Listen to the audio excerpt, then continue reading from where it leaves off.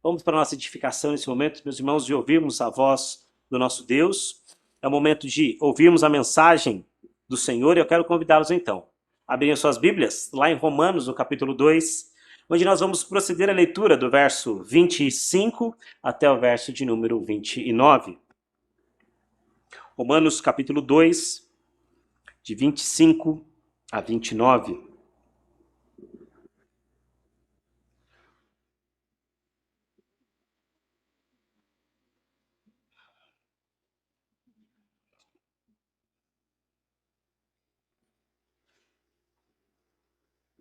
A palavra de Deus assim nos instrui. Porque a circuncisão tem valor se praticares a lei. Se és, porém, transgressor da lei, a tua circuncisão já se tornou incircuncisão. Se, pois, a incircuncisão observa os preceitos da lei, não será, porventura, considerada como circuncisão? E se aquele que é incircunciso por natureza cumpre a lei, certamente ele te julgará a ti, que não obstante a letra e a circuncisão, és transgressor da lei. Porque não é judeu quem o é apenas exteriormente, nem é circuncisão a que é somente na carne. Porém, judeu é aquele que o é interiormente. E a circuncisão a que é do coração, no espírito, não segundo a letra, cujo louvor não procede de homens, mas de Deus. Irmãos, nessa caminhada que nós temos feito aí pela carta de Paulo a Romanos, nós temos entendido várias coisas importantes para a nossa fé. Temos entendido quanto essa carta fala acerca do evangelho, mas não de qualquer evangelho, não de qualquer mensagem, porque lembre que evangelho significa o quê? Boa nova, mas não é uma boa nova qualquer. Não é uma boa nova de uma alegria passageira, mas é uma boa nova ou uma boa notícia. E talvez, eu diria, a melhor notícia de todos os tempos. A notícia de que nós temos um Salvador. Só que essa notícia ela só pode ser recebida por aqueles que entendem que também precisam de um Salvador, que pecaram e carecem da glória de Deus. Embora a Bíblia seja clara em nos dizer isso, a verdade é que nem todas as pessoas admitem isso.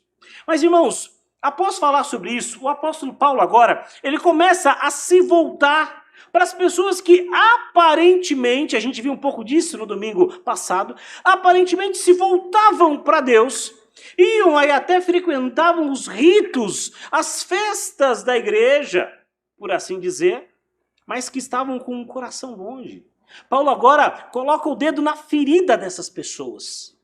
Coloca o dedo dizendo, olha, isso não é algo de quem conheceu a Deus. Isso não é algo de quem vive o evangelho. E o apóstolo Paulo então fala agora contra a hipocrisia.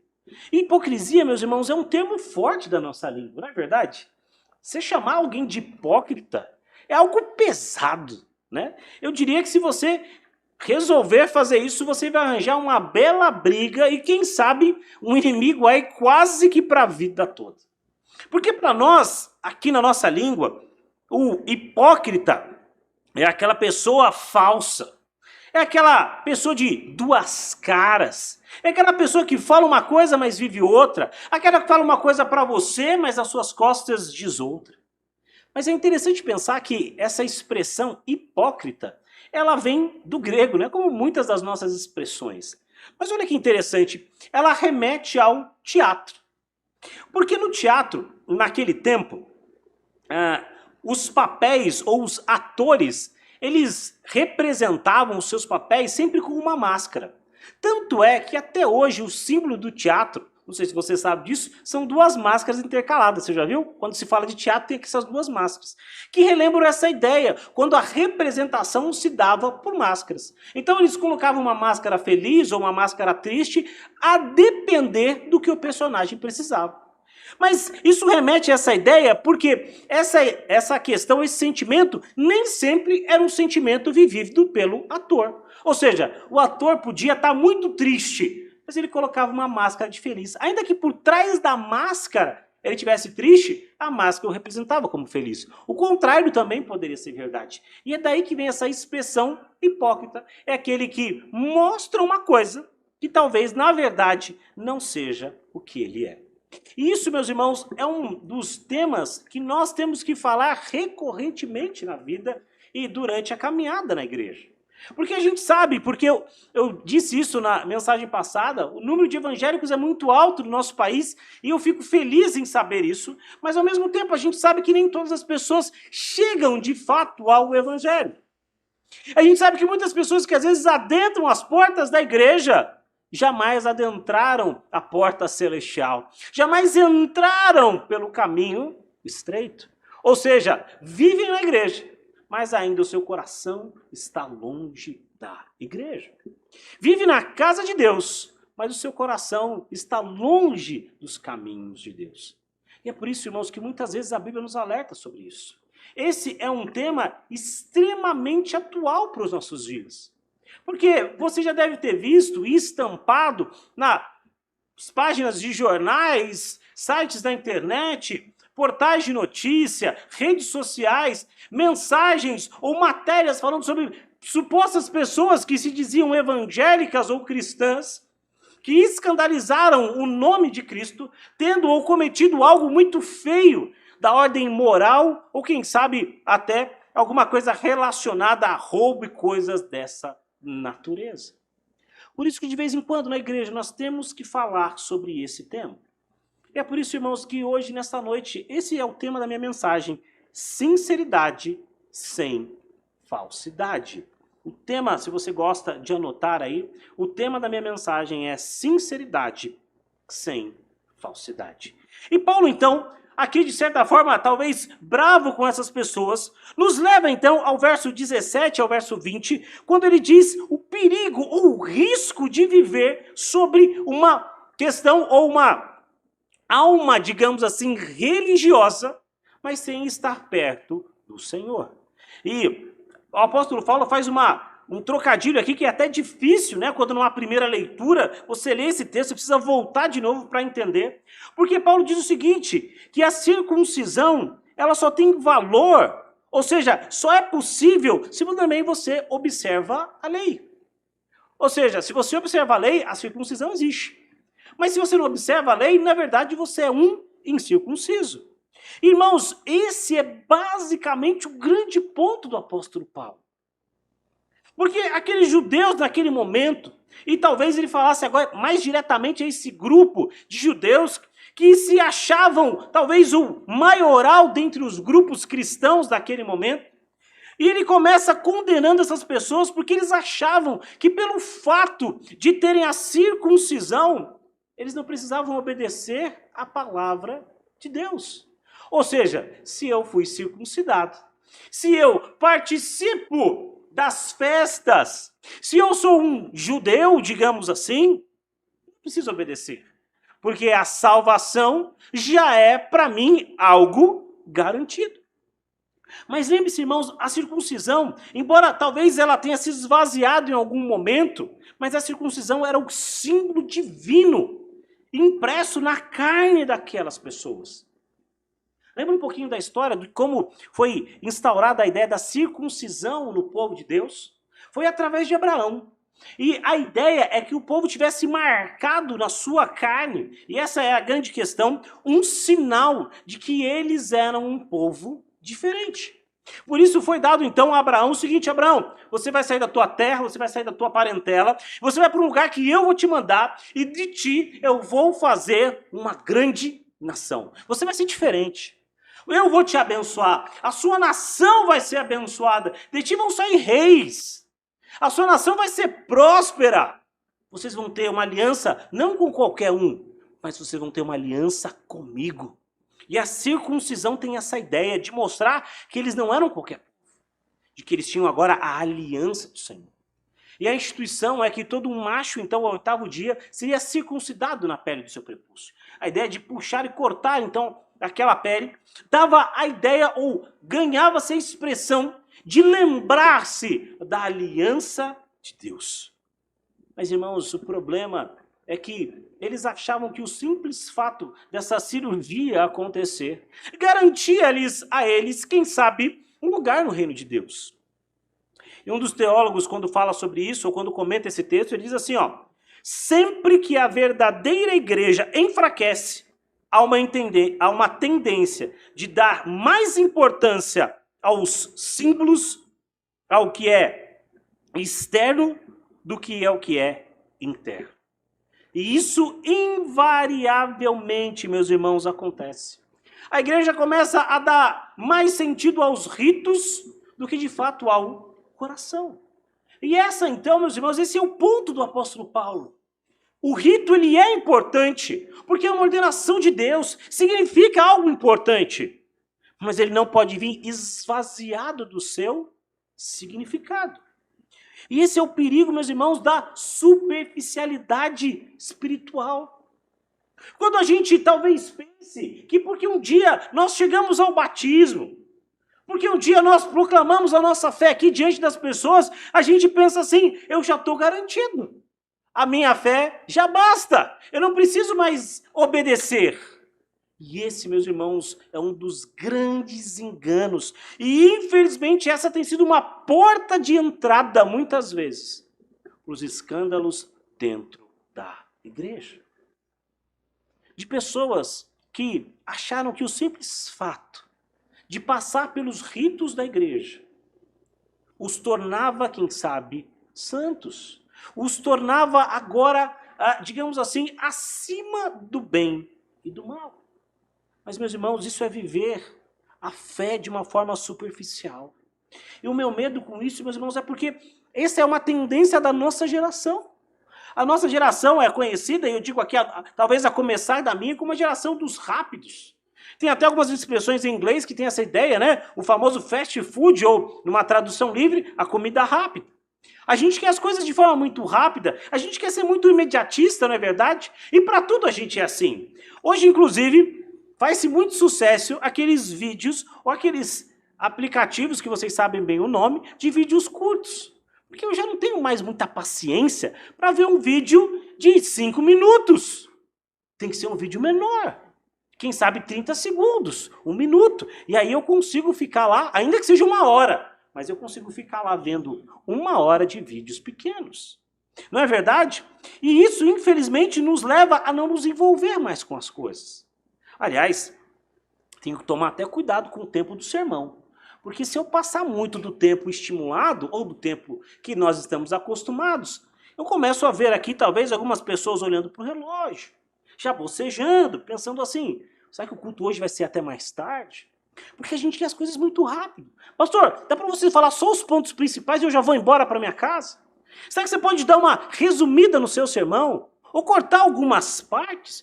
Irmãos, a grande questão é que isso é um indício claro de que a gente vive pela superficialidade. Não é à toa que muitas vezes a nossa devocional ela é tão rápida, mas tão rápida, que a gente nunca consegue ler um salmo maior do que 5 versículos. Aliás, devocional boa é com salmo 100, né? Porque 5 versículos depois, minha oração em 2 minutos, em 5 eu já saí de casa. Qual que é o problema disso, meus irmãos? É que a gente não ganha profundidade na palavra de Deus. É que a gente não ganha intimidade com Deus. E quando a gente não ganha intimidade com Deus, o nosso compromisso com Deus também, ele é tão fraco, ele é tão frágil, ele é tão pequeno, ele é tão curto, que a gente começa a pensar assim, olha, se der, eu vou à igreja, mas se não der também, não tem problema nenhum.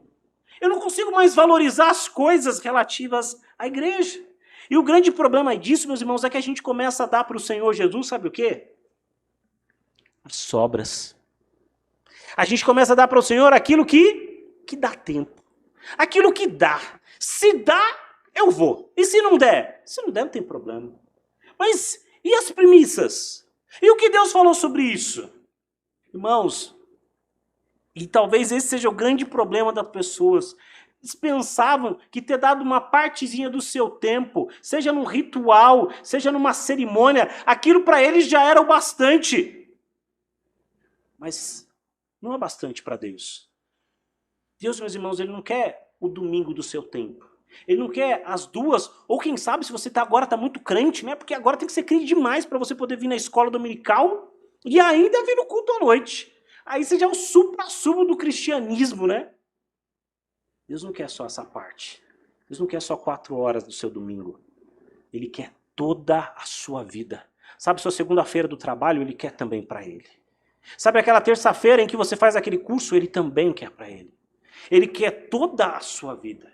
Irmãos, com Cristo não é só um pedacinho.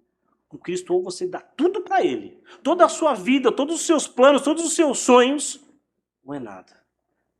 Ele não quer só um pedacinho da sua semana. Ele não quer um pedacinho da sua vida. Mas Ele quer toda a sua vida para Ele. Por isso, meus irmãos, a gente tem que ir além das aparências. Não é só para inglês ver. Não é só para eu cumprir o ritual do domingo, para eu bater o meu cartão.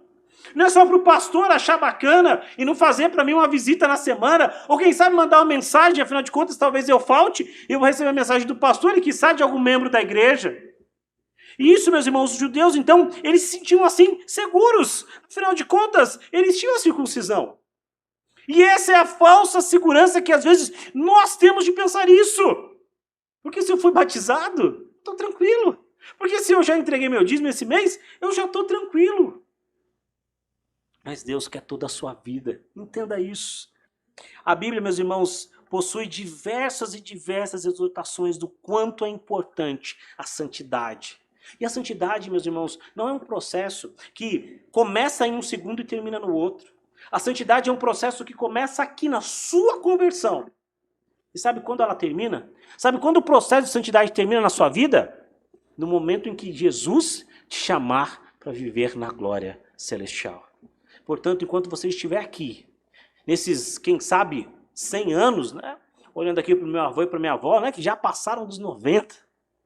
Talvez a gente não chegue lá, é verdade. Mas ele vai durar toda a nossa vida nesse tempo. Toda a nossa vida nessa terra. Por isso, meus irmãos, o verdadeiro cristão não é aquela pessoa que meramente submete aos ritos da sua igreja, mas é alguém que adotou esse rito com destreza. Que não olha só pelo símbolo em si, mas esse símbolo ganha um significado especial no seu coração. Que passou pelo batismo, que simboliza a ideia do lavar por água o seu coração. Mas sabe que o batismo não lava? Mas ele teve o coração lavado e remido pela cruz de Cristo Jesus. Portanto, ele não busca o louvor das outras pessoas, mas ele busca o louvor de Deus. Eu não venho para a igreja porque o pastor vai mandar uma mensagem, ou porque se eu não vir à igreja, quem sabe, o diácono vai bater na minha porta. Mas eu vou porque eu estou buscando a glória de Deus. E se eu estiver buscando o louvor de alguns homens, eu quero dizer para você que isso na verdade não é cristianismo, mas isso é idolatria. Porque a minha glória, a glória do que eu faço jamais deve ser para um homem, mas sempre para Deus. Portanto, meus irmãos, se no primeiro momento Paulo então fala, olha, cuidado com a falsa religião. Cuidado para você não transformar algo que era tão bonito, que é a circuncisão, numa incircuncisão.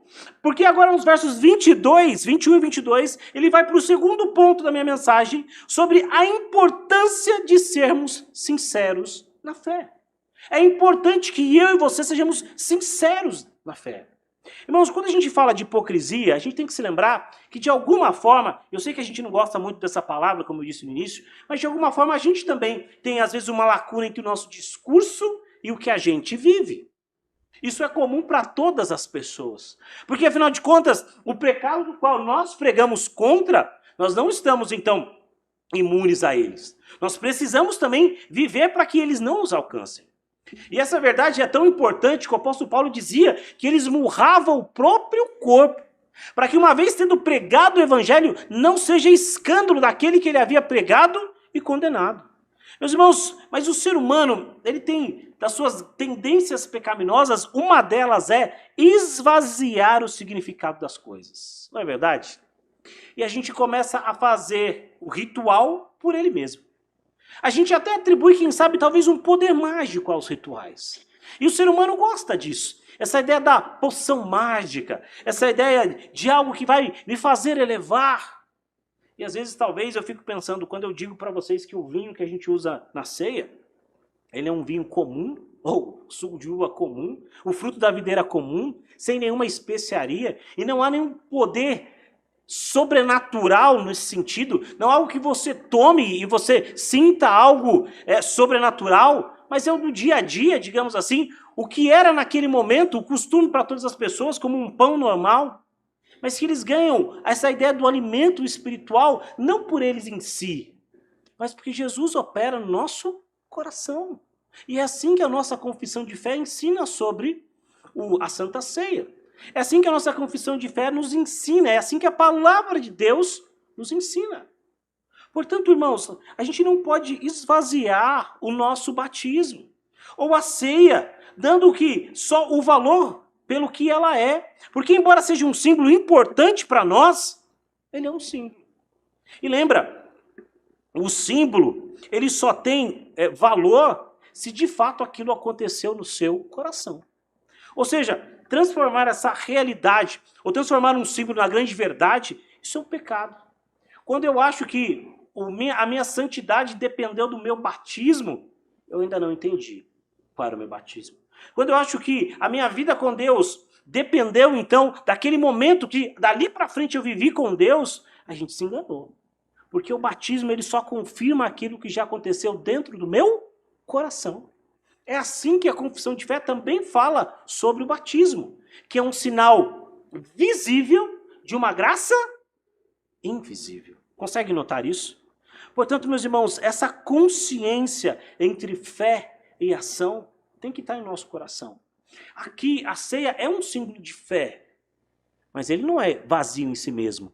Isso acontece também porque eu sei que o Senhor está comigo.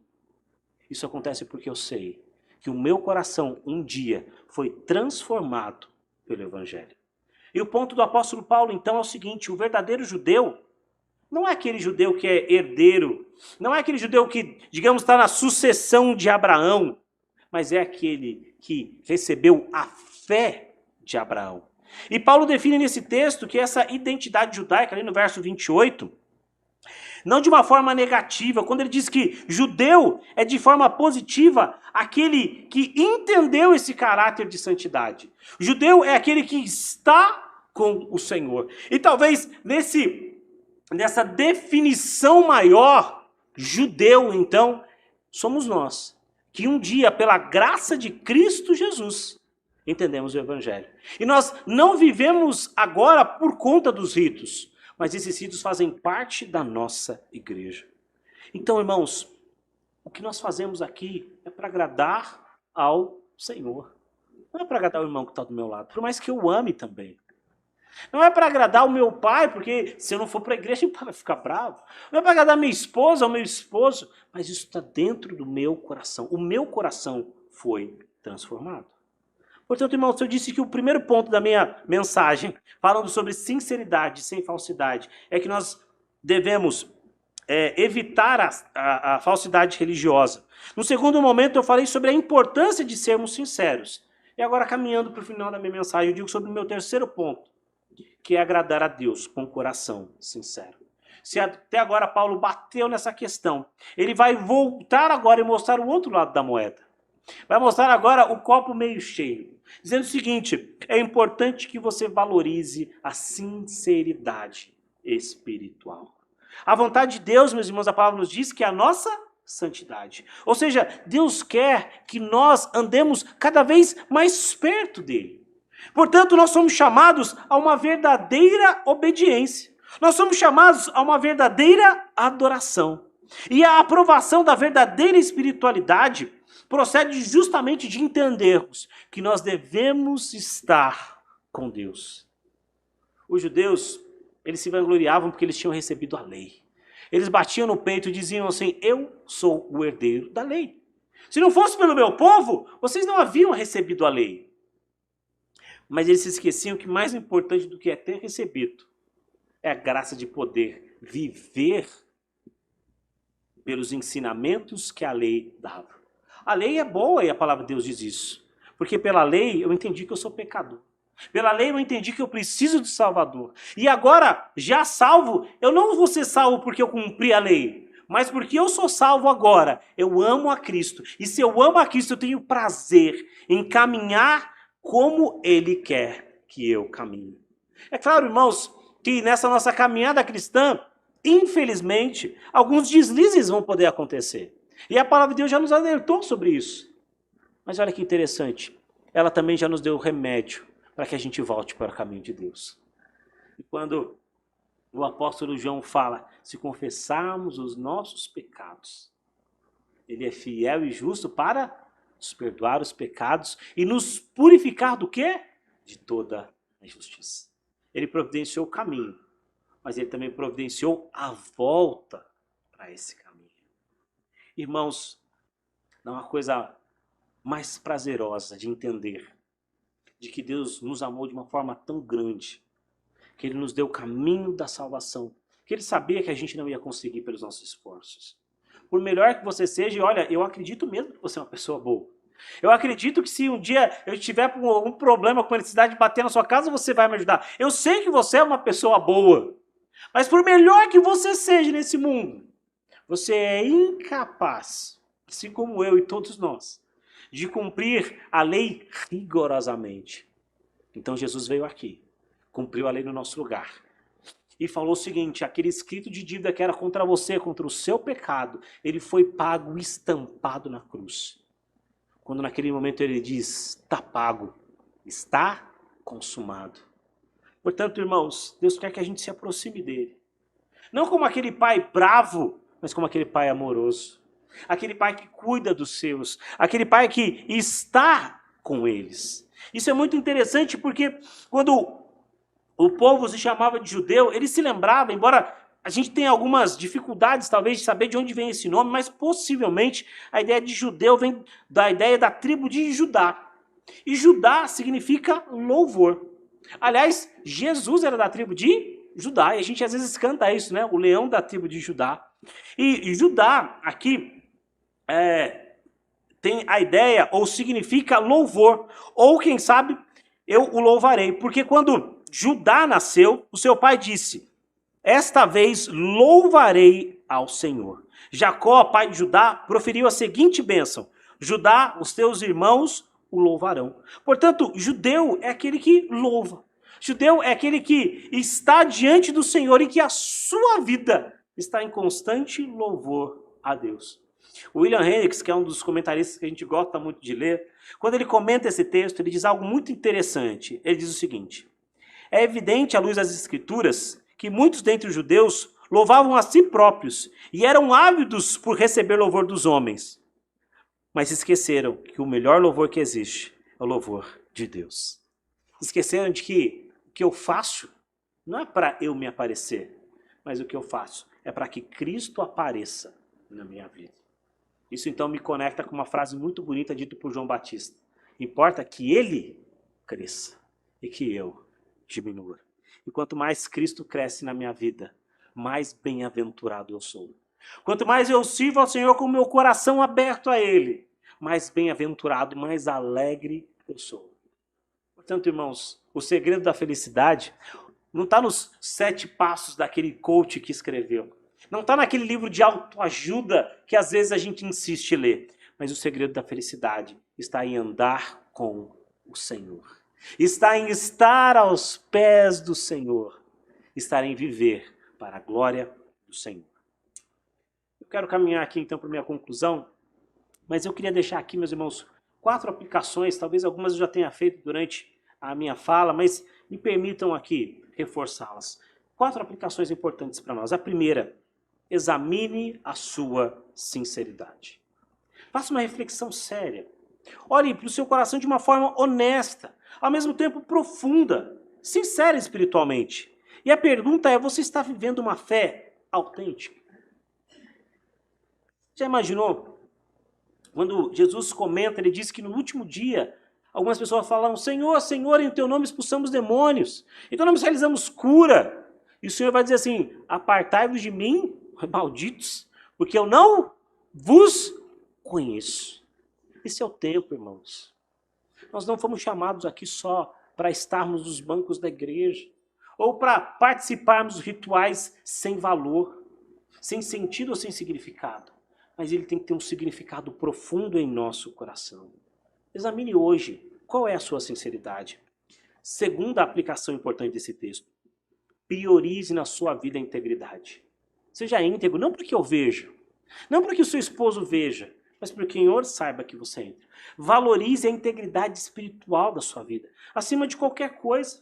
Deus nos chama, meus irmãos, para sermos verdadeiros em nosso relacionamento com Ele. Seja verdadeiro nisso. Pastor, mas é difícil, pastor. Às vezes eu esqueço de orar na minha casa, de ler a Bíblia. Irmão, se esforce, a gente faz isso para tanta coisa. Aliás, essa não é uma desculpa que a gente pode usar no nosso trabalho, é? Quando você falta no trabalho, você não pode dizer, eu esqueci de trabalhar hoje. Você já fez isso alguma vez? Se você falar para o seu chefe, olha, eu esqueci de trabalhar hoje, ele vai dizer, então tá bom, mas vem aqui que eu não vou esquecer, não, eu vou te dar uma cartinha para você levar para casa e não precisa mais voltar amanhã. Portanto, meus irmãos, priorize a sua vida espiritual. Terceiro, seja um exemplo de sinceridade. E quando eu digo exemplo, parece até a ideia de que, olha, para que as pessoas me olhem naquele pedestal e falem, tá vendo? Olha, ele é um exemplo disso. Mas lembre-se que esse exemplo é muito mais para as pessoas e para o evangelho crescer do que para você mesmo. Seja um exemplo de sinceridade e procure viver de acordo com a sua fé. Para que as pessoas olhem e falem assim, nossa, eu conheço tal fulano e posso dizer para você que eu nunca vi uma pessoa tão sincera e verdadeira. Não que ele não tem faltas ou falhas ou coisas a corrigir talvez na sua vida, mas ele é alguém que ama a Deus. Seja alguém que ama a Deus, meus irmãos, porque infelizmente viver de aparência já está uma fila muito grande. Essa fila já está encorpada demais. Agora a fila daqueles que vivem de forma integral ainda é pequena. Componha essa fila. E quarta questão aqui que eu queria comentar com os irmãos, quarta aplicação. Compartilhe a verdade. Converse com os outros sobre a importância da sinceridade. Eu tenho falado isso de forma repetida na igreja. Por favor, me ouçam mais uma vez. Compartilhe da fé com os irmãos aqui da igreja. Irmãos, como é importante nós termos amigos aqui na igreja. E sabe o que eu acho bênção? É poder saber que eu já estou na igreja há alguns anos. E alguns amigos meus acabaram, por uma palavra do Senhor talvez, tendo que responder alguns convites, né? E foram para outros apriscos, mas ainda continuam na igreja. Mas eu fico feliz em poder ligar para eles. E poder depois de algum tempo, quem sabe alguns meses sem se falar, ainda poder saber que eles são irmãos em Cristo, com quem eu posso contar. Hoje são pastores em outra igreja. Me ensinam muitas vezes sobre coisas que eu devo proceder. Tenham seus amigos na igreja. Compartilhe da sua fé com as pessoas aqui. Compartilhe com a sua fé com as pessoas fora da igreja. Mas ao mesmo tempo, meus irmãos, lembre-se o quão é importante nós partilharmos da fé com as pessoas. O quão é importante nós conversarmos sobre a importância de ser sincero, e nos incentivar de forma mútua a um relacionamento autêntico com Deus. Irmãos, eu concluo então dizendo que Paulo nos lembra da importância da sinceridade espiritual. Deus deseja que nós vivamos, meus irmãos, corações sinceros, refletindo a imagem de Cristo Jesus em nossas vidas. E que possamos ser conhecidos, meus irmãos, pelas pessoas, pela nossa integridade. Que possamos ser conhecidos pelas pessoas pela nossa sinceridade, pela nossa fé e pelo amor que Cristo um dia deu a nós. Que Deus nos abençoe.